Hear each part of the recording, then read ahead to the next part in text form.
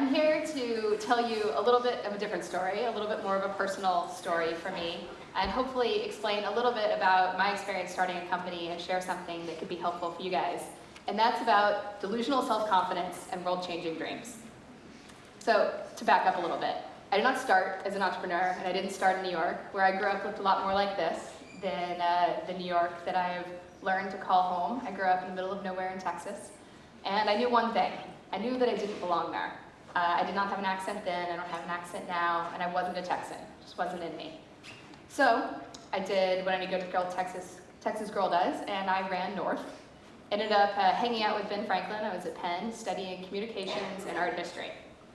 So about halfway through college, I realized I had to do something when I graduated, probably something some of you guys are experiencing right now. And I didn't want to work in the existing art jobs, and a communications degree is fun, but I didn't quite know what to do with it either.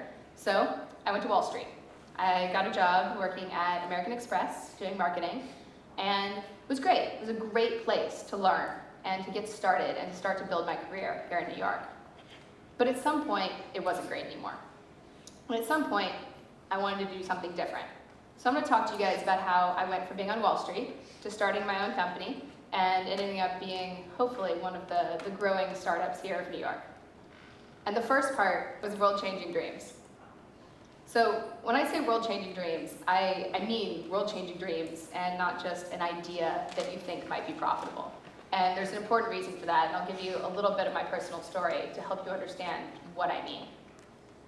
I mean that I woke up one day and I realized I worked for the credit card industry. And credit cards are great. They helped pay for my business for about a year when we first got started. But I wasn't passionate about credit cards. And I was never going to be passionate about credit cards. And there was other things that I was passionate about. I was also not passionate about making money. It just isn't who I am. So getting that next promotion and making a little bit more money and being able to afford other things wasn't doing it for me. It was making it really hard to go to work every day and be excited about what I did. But, like I said, there was something I was really passionate about. I was really passionate about artists.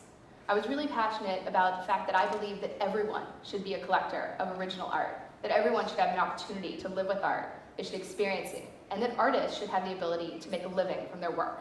And that's a passion that had been growing in me since childhood. It had been grown when I was in college. And at this point, when I was at American Express, I was out there trying to collect art, and that passion was just growing. And I wanted to do something about this.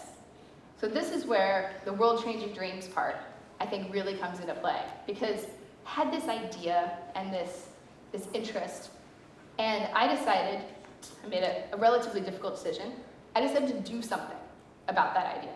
I decided to stop thinking about it and complaining about it and saying, the art industry is terrible. Why can't these artists make a living? Why do all these people make all the money? And I decided to say, how about we do something about it? Let's get excited and make things. Let's actually go out there, quit my job, and work on this. That's what I decided to do. So, reason for this, back up a little bit. The world-changing dreams part. Building a company is one of the hardest things I've ever done.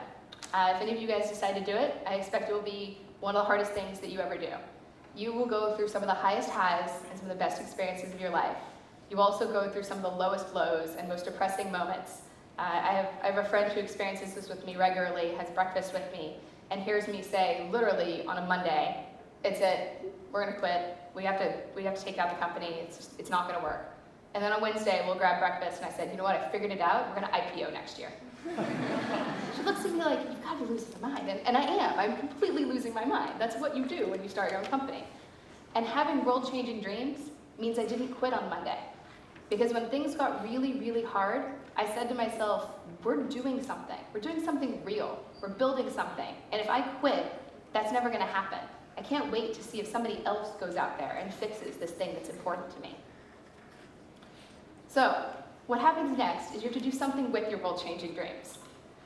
And that's the hard part. And that's where a little bit of delusional self-confidence, I think, comes in handy. And it's delusional for a reason. Because you probably don't know what you're doing. You probably have no, you don't belong, I don't belong up here, you don't belong out there, building this thing, you don't know what you're doing. But you have to believe in yourself.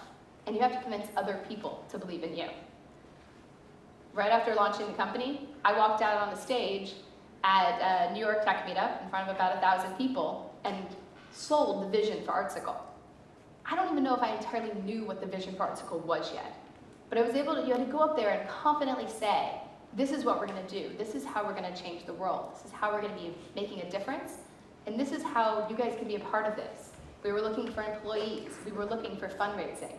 And nobody wants to invest in I'm not sure or I don't really quite know what I'm doing. So it had to be a little delusional. It had to be so confident that people would believe me. It had to be kind of like this. It had to be a lot like jumping out of an airplane and hoping that that guy strapped to your back who knows what he's doing is going to open the parachute, except there's nobody strapped on your back. You are on your own. You're going to have to figure this out on your way down. It's a lot like what my mornings feel like a lot of days. So I'm going to give you a really specific example. This was one of my most delusional moments. This was a graph that I presented to an investor about 4 weeks after we launched the company. And you can see like way back over here, alpha launched, beta launched, like look at us, we're pretty good. You can see the line's pretty flat. I had a little bit of reality in me. I had some idea that we weren't going to completely go gangbusters in the first 12 months. And you can see 2012 being good. We still had some reality. And then you see this like whoosh. If you can't read this, I had us making $30 million a year by the end of next year. If you look through startup decks, everybody makes $30 million by the end of their third year. It's remarkably consistent, because somewhere along the way, some VC said, we want to see you making $30 million in approximately 36 months. And I walked in, I pitched this to everybody. And I don't honestly think I ever doubted it. I truly believed we could do that. And today I can stand up here and I can say I still truly believe we can do that. I might change the dates a little bit because we've had a little reality. And we've learned that lines don't really look like that in the real world. They go down and they wiggle and they turn backwards for a minute. But I still think we can get there. And I know that we can build that company.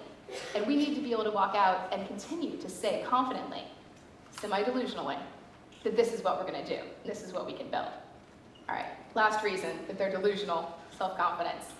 So because when you're a startup founder, you get to walk out in the New York Tech meetup stage, which is great. You get to have delusional slides for your investors. And then you get to go back to your office and you get to take out the trash. I mean that quite literally, because there's no one else to do it. You are the CEO and you're the janitor. You are the accountant, the head of HR, you can come up with whatever it is, and most likely it's your job. So it's a little hard if I'd been sitting in that investor meeting thinking about my $30 million business and also thinking to myself, this guy doesn't know that I'm about to go back to the office and take out the trash and clean the floors and try to convince my team that we're going to be able to pay them when we're first getting started. But you have to be able to do that. You have to be able to do it with a straight face. You need that truly delusional self-confidence. With it, though, you can do amazing things. You can have world-changing dreams. You can have ideas that turn into visions, that turn into missions, that turn into things that teams and organizations can get behind, that can truly change the world. And I hope to see some of you up here very soon with your world-changing dreams. Thank you.